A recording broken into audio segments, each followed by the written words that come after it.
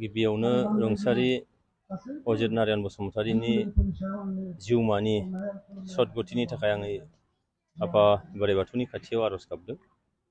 बिथाङा जेन' सोरगोआव आलो गोजोनै थाहैनो मोनो आरो सोरगोनिफ्राय बिथाङा जेन' गावनि भक्त फिसाफोरखौ इयुनाव दुखु खस्थ' गैयाजासे गोजोनै जाहाथे लाखिनो हायो, बिनि थाखाय जेन' नाहरो।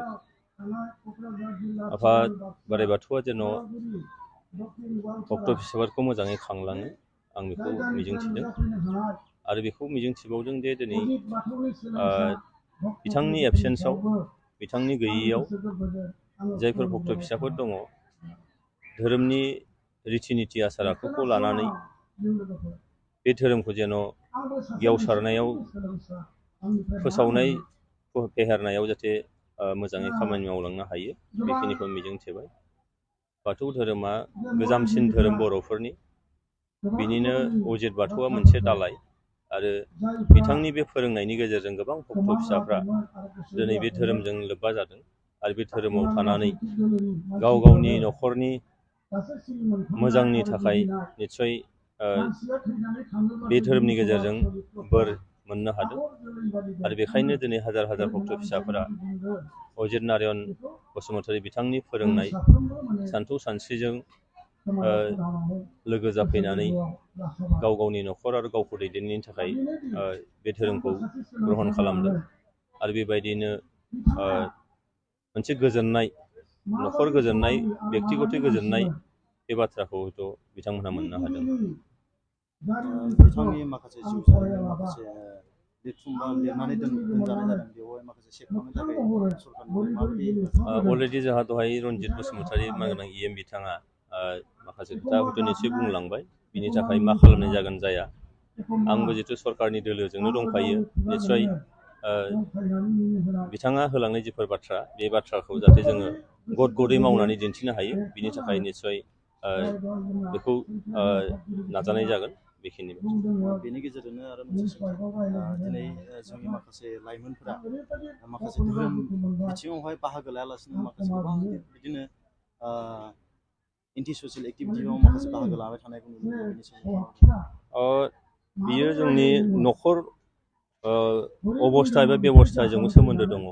मानोना जोंनि बर' समाजाव जों हयथ' अजित बाथौखौ आं होनाखै, जे माखासे धोरोमाव जोङो नुयो जे उन्दैनिफ्रायनो जाय गथ'फोरखौ जोङो धोरोमजों लाफानानै गियान होलाङो, बै गथ'फ्रा, बै लाइमोनफ्रा निस्सय धोरोमनि फारसे, अबंनि फारसे मोनसे गिनाय बा फोथायनाय थायो। नाथाय जों ओरैबायदि मालाबा नुयो जे उन्दैफोरखौ जों धोरोमाव लाफाया, खुलुमनायाव सिबिनायाव लाफाया, नियम निथियाव जोङो बिथांमोननो फोरोंनाय जाया, जायनि थाखाय लाइमोनफोरा बर'नि गेजेराव माखासे लाइमोनफ्रा बांजांनिया जानायखौ नुदों आरो धोरोमजों सोमोन्दो गैयाजासे, धोरोमनि फारसे गंग्लायनाय गैयाजासे दिनै ड्राग्स बा बिदिनो फेग्रा मुवा जानायखौ नुदों। ओंखायनो धोरोमखौ जेला मिथिगोन, अबंखौ जेला फोथायनाय फैगोन, निस्सय बे थासारिया गैया जागोन। बेखायनो जोङो मोनफ्रोमबो न'खरा गाव गावनि गथ' गथायखौ उन्दैनिफ्रायनो धोरोमाव लाफानानै धोरोमनि नियम निथि खान्थिफोरखौ होलाङोब्ला निस्सय बे जेंनानिफ्राय जों बारग'नो हागोन होननानै आं सानो। आरो जोङो नुनो मोनबावो दे माखासे गुबुन गुबुन धोरोम बा बायदि गुबुन गुबुन धोरोमानो दा गावजों गावनो माखासे मुगैलायनाय बा माबा मोनसे मुं सुलायनाय बेफोरबायदि जों नुनो मोनो। बिनि सायाव मिलायलायनो थाखाय माबायदि धोरोमा जाहैबाय अबंखौ मोननो हास्थायनाय, अबंनि खाथिसिम सहैनो थाखाय जिफोर लामा, बे लामानिनो धोरोमा मोनसे दरखं बादि आरो बेयाव आं सानो बियो गावनिखौ मोजां मोननाय आरो बे मोजां मोननाया खम मोजां मोननाय आरो बारा मोजां मोननाय बिनि सायाव निस्सय सोनारदों। निस्सयबा जायफ्रा गावनिखौ बांसिन मोजां मोनदों, गावनिखौ बांसिन फोथायदों, बे मानसिफोरनि खुगायाव हयथ' सोरनिखौबा एसे मुं सुनाय बा हेव खालामनाय नुगोन। नाथाय धोरोमा बेखौ माने थोना, इसोरा बेखौ थोना।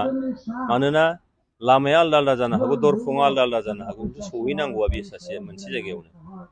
बेखायनो खावलायगोन जे बेबायदि राव बाहायनायनिफ्राय जों जानगाराव थानांगौ आरो धोरोमा जिथु खौसे खालामनायनि खोथा धोरोमजों जोङो इसोरखौ मोनहैनायनि थाखाय जिखिनि लामा बे लामाखौ जोंहा मोनहैनांगौ। बेखायनो बे मुं सुनायनिफ्राय जों जानगाराव थायोब्ला जोंनि गेजेराव गोजोन खौसेथिया निस्सय फैगोन आं फोथायनाय दं।